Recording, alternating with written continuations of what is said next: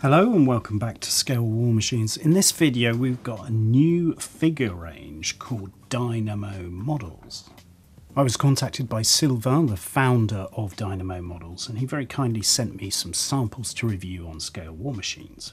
This is a new company and that should always be celebrated, so we congratulate Sylvain for launching a new company and we wish it all the best. We've got here the references he sent. They're all 1/35th scale. And they all look great, the packaging's lovely, but of course you want to see what's inside and I'll go through each one. But let me first of all tell you a little bit more about the range and what's on offer. So the range has various World War II related subjects, ideal for dioramas. There's resistance stuff, there's D-Day type stuff. There are also releases related to the 1940 campaign, and indeed they do 1/10th and 1/12th scale busts. Today though we're just going to look at the 1/35th scale offerings. If I break them up then, I'll start with the resistance figures. We've got French resistance Fernand and Jean, and it says who they are sculpted by and who they're painted by, and we can see two sort of young lads here, quite well armed, and we've got the iconic image. You can also see it in the background of the box art of the young female French resistance fighter, in this case called Nicole. We've got a French Commando from D-Day, and then you also get these double sets that include items that you can get separately, but in this case they can also be packaged up as these references. And we've got a US paratrooper sharing a drink with a French farmer, and a US paratrooper giving chocolate 1944. And there's also these figures. My intention is to build up some of these, and of course we'll look inside in a sec, and I certainly would like to use some of these, particularly the US paratroopers, on a future diorama idea. Let me just run through the references then. 35003 is the French resistance Fernand and Jean, two males quite well armed in relaxed poses as part of the resistance. 35004 is the French Commando figure carrying a Thompson. 35009 is the French resistance fighter Nicole, armed with the MP40. 3512 is the twin pack with the US paratrooper giving chocolate 1944.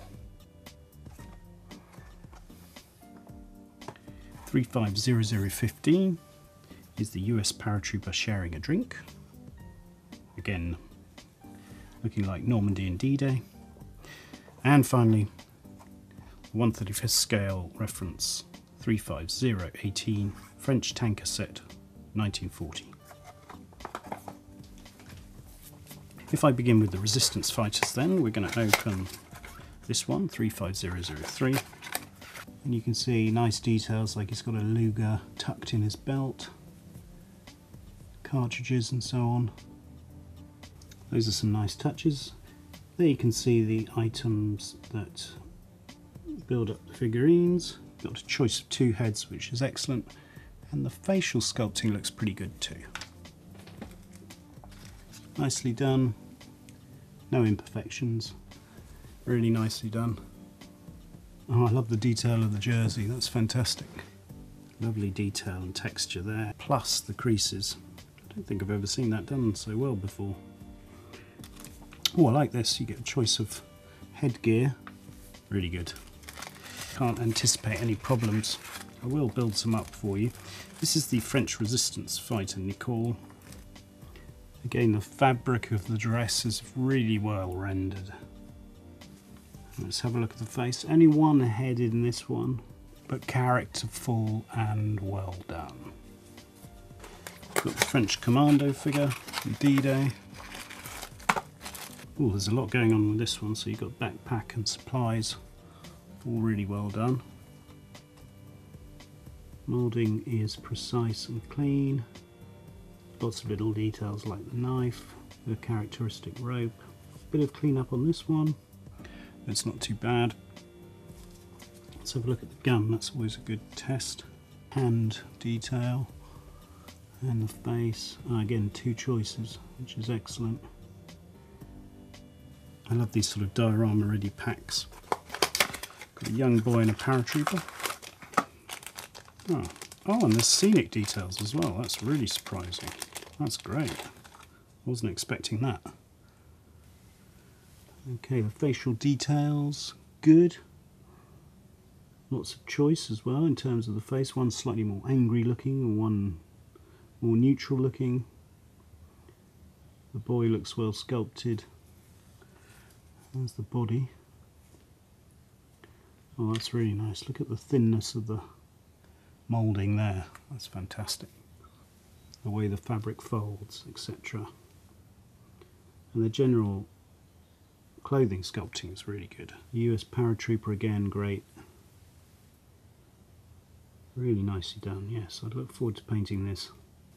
Really well done. Paratrooper with the farmer. Again, very crisp. I love the detail. It's all about telling a story, isn't it? There's a little bottle tucked in there, ready to give to his liberators. Certainly not seeing any air bubbles. The face is funny. Got a little goatee. Looks pretty happy, as you'd expect to be liberated. That's great. And then our Tommy gun wielding paratrooper with his Thompson. Again, lots of nice airborne specific features and bits of equipment. Finally, we come to these chaps, the French tanker set.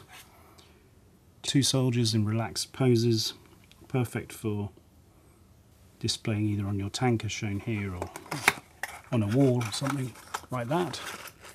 But again, same quality, nicely done. Relaxed pose, hand detail is clean, needs a tiny bit of clean up. You can see the leather's got the sort of smooth texture for the tanker's coat. That's replicated again on the other figure. I like the goggles and the sort of baggy trousers, so typical of the French tankers in that period. And the heads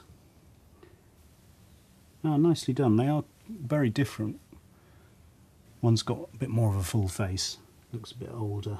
It's a nice variety there. Showing you figures is one thing, but what I intend to do is mix this in with a tutorial for people who may be not used to working with resin figures, very much aimed at beginners. Of course, these sort of figures are glued together with something like super glue. So there's a different process. One thing I should say that's completely different, of course, about resin figures is that the material they're made of, polyurethane resin, is very dangerous to inhale. So of course you need to think about your PPE to make sure you wear a mask. Usually you'll see me wearing a mask when I'm not recording, so you really don't want to inhale any resin dust. It's very bad for you. But what I'll do is I'll cut in some sped up footage of me preparing these figures.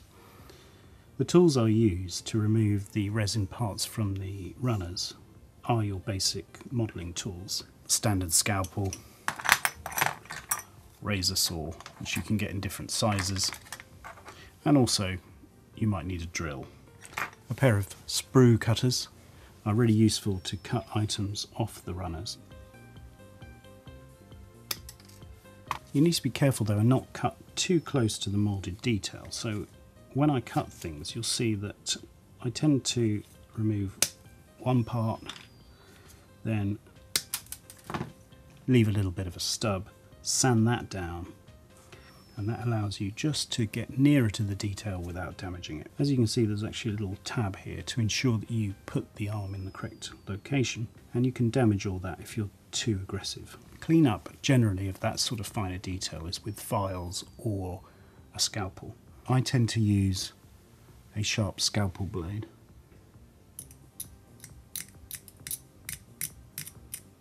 You can see how something like a needle file is great for just sorting out these creases.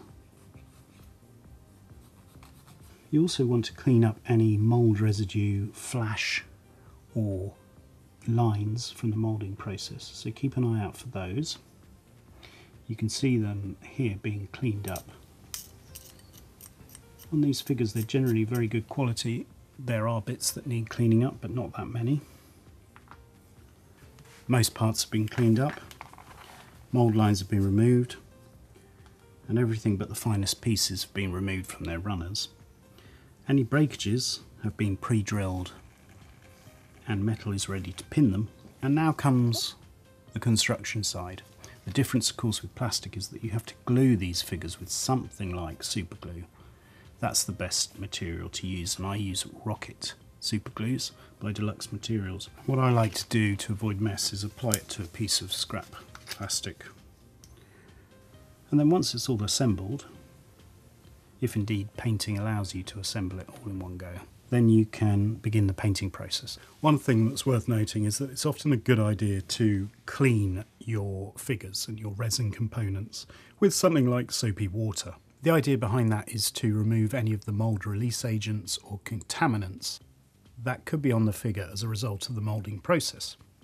For these figures I cleaned them when I got them, but of course if you're going to do any work on them as well, in terms of sanding and so on, it's a good idea to clean them later on as well, to remove any dust, and I'll do that before I paint them. Okay, there are the figures assembled, and I'm going to spray them in a primer. Citadel's Chaos Black by Games Workshop, or Warhammer as it's called now. Here you can see them primered. They look really good under a coat of primer. This is the first coat, and there's a bit of cleanup and touching up to do. As you can see, the primer coat generally reveals problems with the figure, and they're really good at that. They often show air bubbles and mould lines that you might have missed. So you can see areas that have been tidied up or sanded down and so on.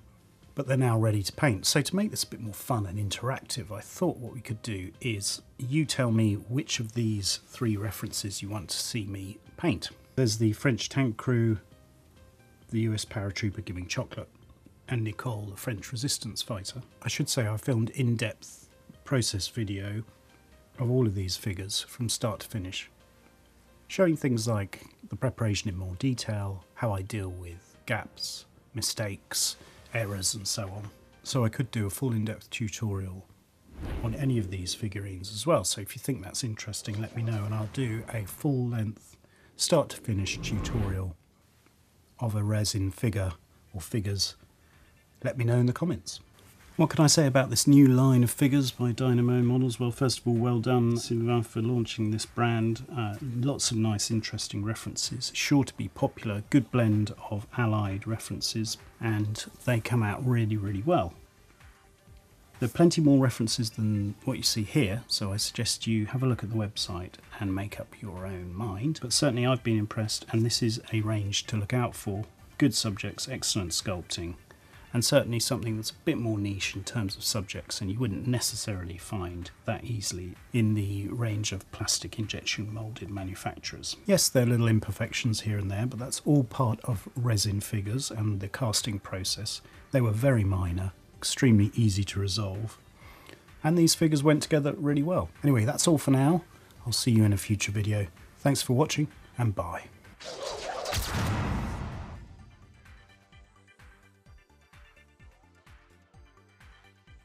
Subscribe for our latest videos.